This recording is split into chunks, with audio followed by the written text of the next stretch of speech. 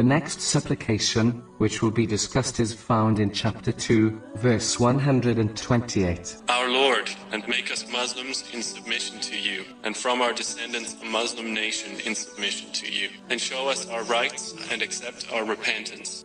The first thing to note is that the very definition of a Muslim is the one who has submitted to Allah, the Exalted, actively, not just through words. Namely, by fulfilling His commands, refraining from His prohibitions, and being patient with destiny, according to the traditions of the Holy Prophet Muhammad, peace and blessings be upon him. This teaches Muslims that they must live up to their titles by actively striving in the obedience of Allah, the Exalted, not merely claiming Islam through their speech.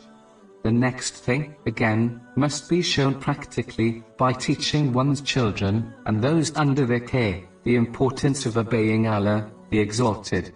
Parents should show a practical example to those under their care, and not hand this duty to others to fulfill, such as school and mosque teachers. Only through this will one's child be able to obtain the knowledge and encouragement to become a successful Muslim, which was outlined earlier.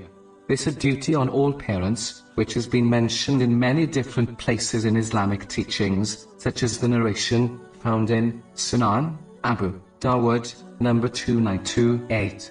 A separate podcast series, titled Raising Biased Children, has been produced.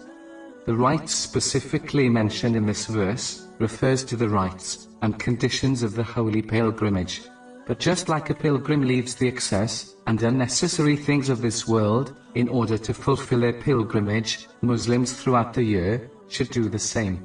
Meaning, they should avoid the excess of this material world, which only distracts them from the hereafter, and concentrate on fulfilling the rights of Allah, the Exalted, and people, in order to fulfill true servanthood to Him, which is the lesson behind the holy pilgrimage.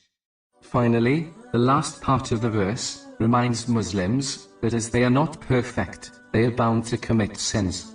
When this occurs, they should seek the forgiveness of Allah, the Exalted, and those they have wronged, through sincere repentance.